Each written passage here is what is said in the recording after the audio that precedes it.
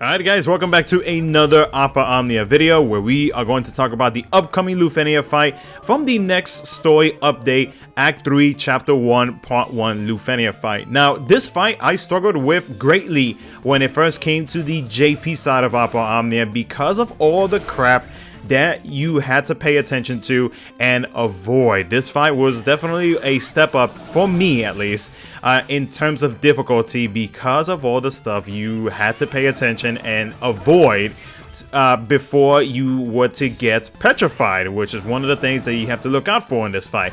Other than that, the other new thing that is coming up with this fight and will start continuing for future LUFENIA fights on Global will be the frame turn, which we will talk about here in just a bit. Some people may know about it, some people may not, but it's something that can be very annoying, and if not done correctly, you could potentially get owned. So in this video, I'm going to make sure that everybody understands what is going to be happening in this fight, what to look out for, how to avoid it, etc, etc. So let's go ahead and jump into it.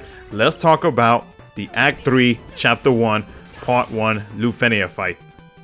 First, let's talk about the Medusa heads. Now, you are going up against two of them. They are weak against ice and earth brave damage. They are immune to defense down and elemental resist down, which we will get to here in just a bit.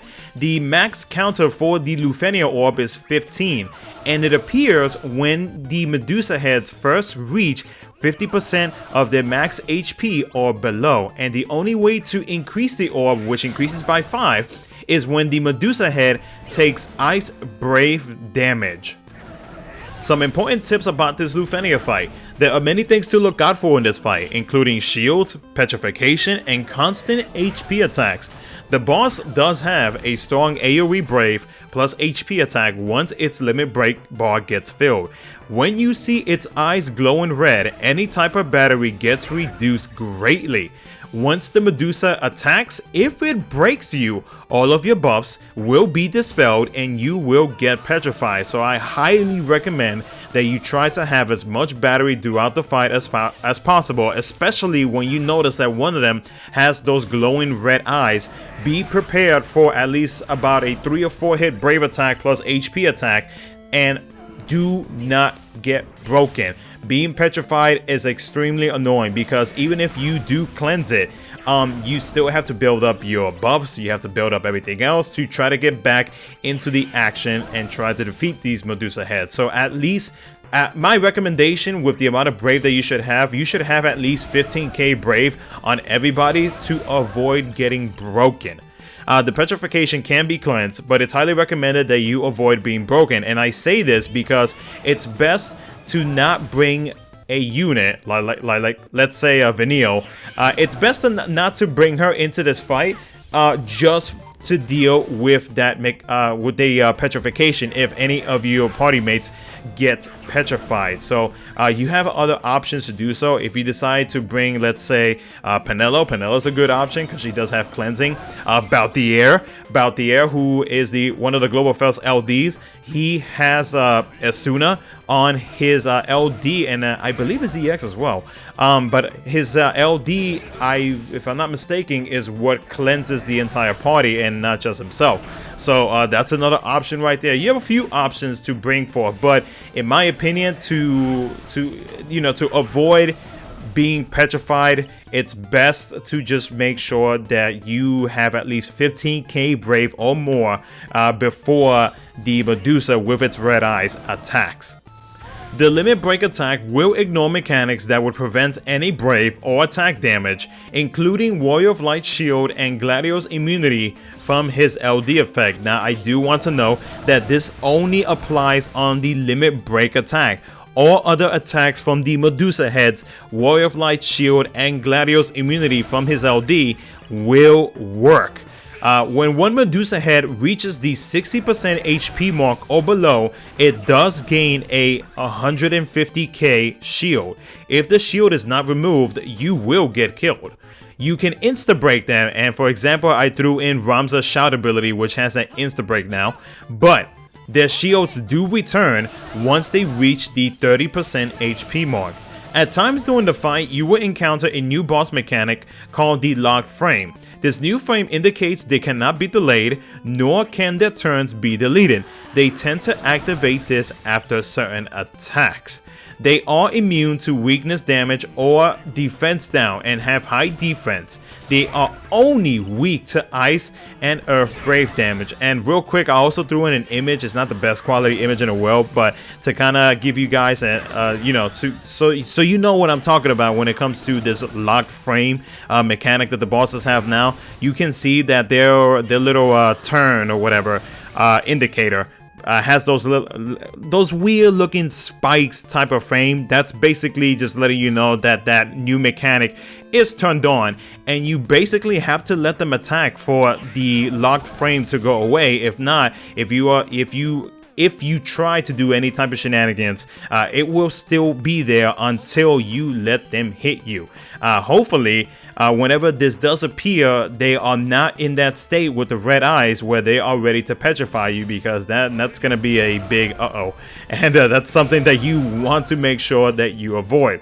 Now, when it comes to the weakness damage and defense down, obviously there are other ways to get around that. You have Jack's LD call, you have Hope's LD call.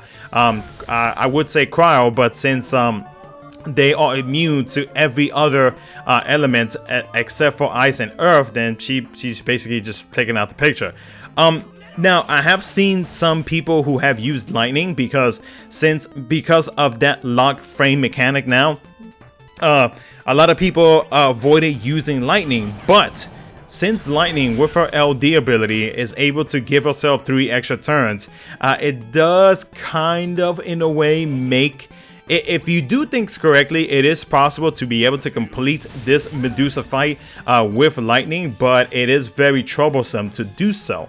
But in my opinion, seeing as how you are very limited to a lot of units for this specific LUFENIA fight, if by chance you are running into trouble with this fight, I have seen some runs for this LUFENIA fight where they actually brought in Arciella, who is going to be a lost chapter for next month.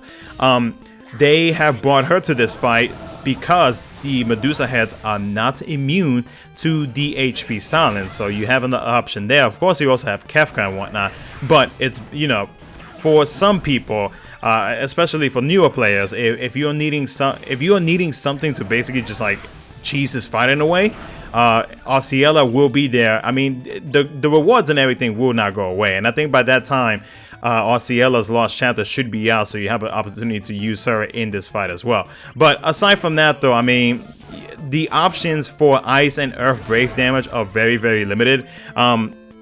If you did pull for Kurosame does do ice-based damage, so he is an option to do as well. And thankfully, with the LUFENIA orb to be able to control or to be able to increase it, Kurosame has that AoE move from both his LD, his not his EX because it does splash damage, his skill 2. So you have another option to be able to control the orb.